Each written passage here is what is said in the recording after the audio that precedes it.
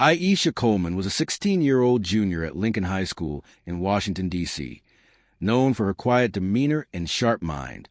A straight-A student and debate club member, she kept a low profile, rarely drawing attention to herself. Her reserved nature came from her upbringing, shaped by her mother, Denise Coleman, a senior Secret Service agent who worked on the White House Protective Detail. Denise, 42, was a deputy director, a role that demanded discretion and strength. She taught Aisha to stay humble, avoid flaunting their family status, and focus on her goals. The Colemans lived in a modest townhouse in a middle-class neighborhood, blending in to protect Denise's high-security career. The incident that changed everything happened on a Tuesday afternoon during a routine school safety drill at Lincoln High. Officer Daniel Harris, a 15-year veteran of the D.C. Police Department assigned to the school, was overseeing the drill. Harris had a reputation among students, particularly Black and Latino ones, for being quick to judge. He'd been known to stop kids for minor infractions, lingering in hallways, carrying backpacks, often singling out those who didn't fit his idea of good students. Aisha had felt his scrutiny before, lingering stares when she walked to class, questions about her belongings.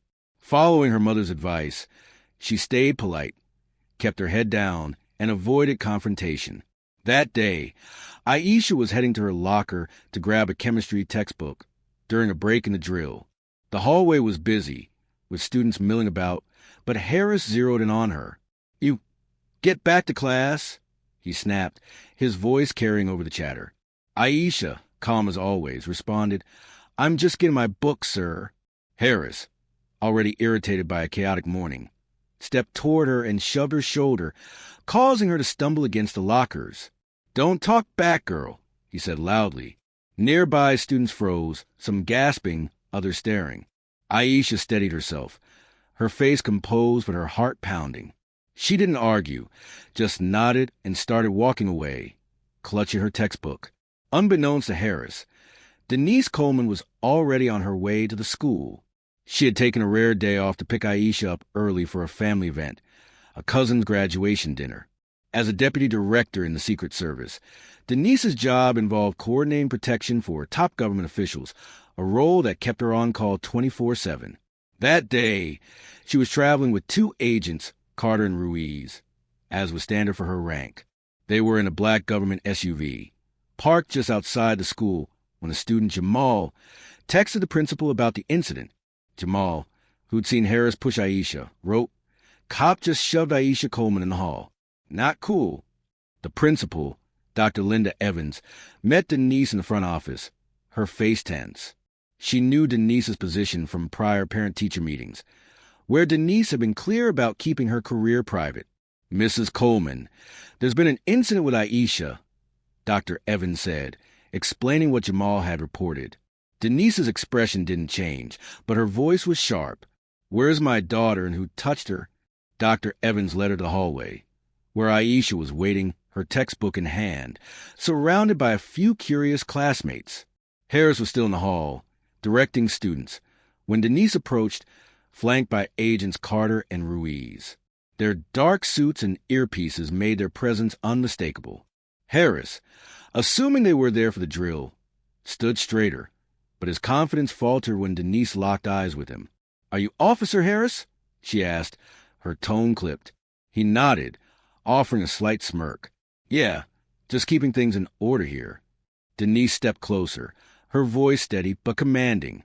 "You put your hands on my daughter, Aisha Coleman. That's not order. That's assault." Harris's smirk vanished.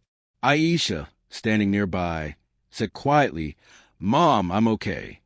But Denise wasn't finished. "You targeted my child because of how she looks," she said. "You have no idea who we are." The agents, silent but imposing, flashed their badges subtly, signaling Harris's mistake.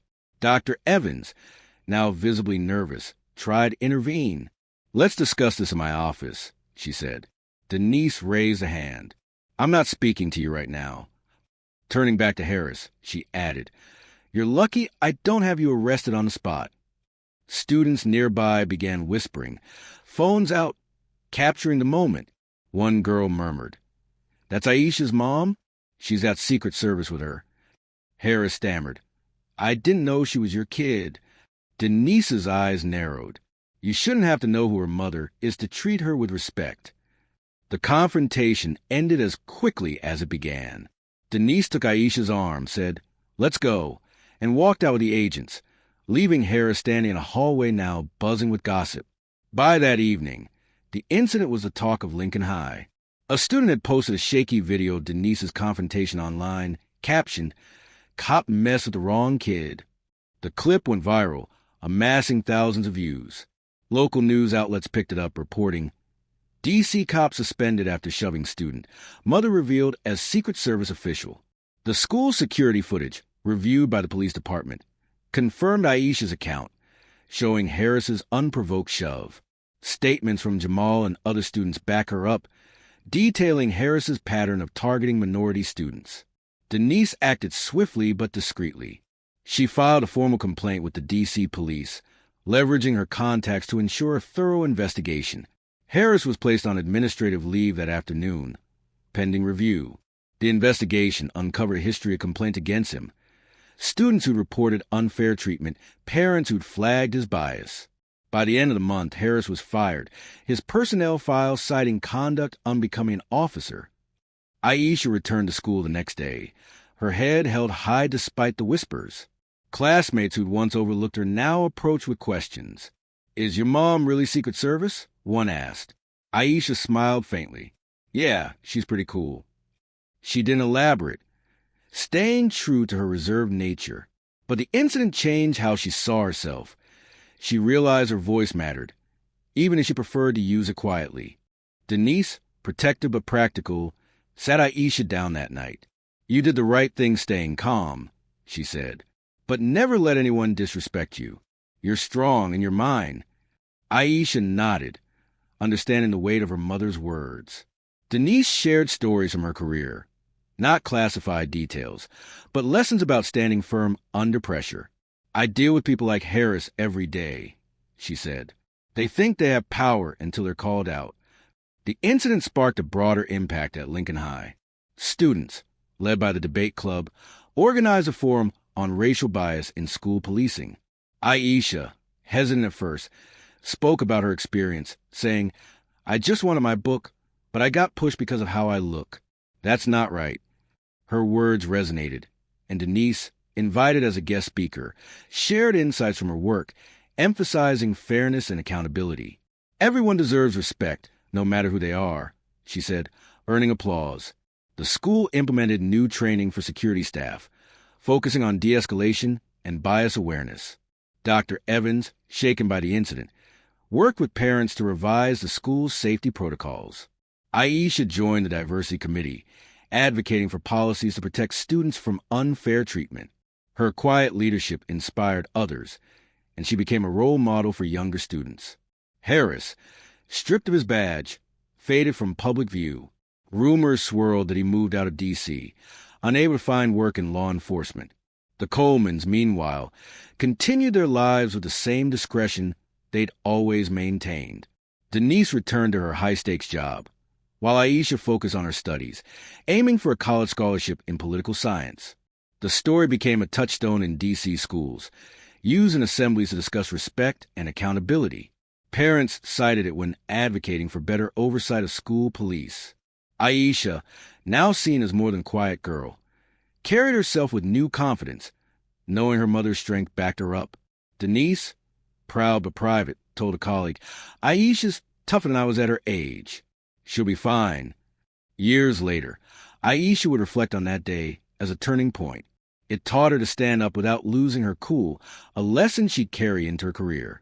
Denise, watching her daughter grow, knew the incident had been a test, one they'd pass together, proving that truth and authority could shift the balance of power in a single moment. Expanding to approximately 5,000 words with detailed backstories, dialogue, and reflections, Denise's career in the Secret Service began after college, where she majored in criminal justice. A chance encounter with a recruiter led her to the agency, where she rose through the ranks with grit and precision. Her role as deputy director involved coordinating security for visiting dignitaries, a job that kept her away from home, but taught her to stay calm under pressure. She kept her work separate from family life, telling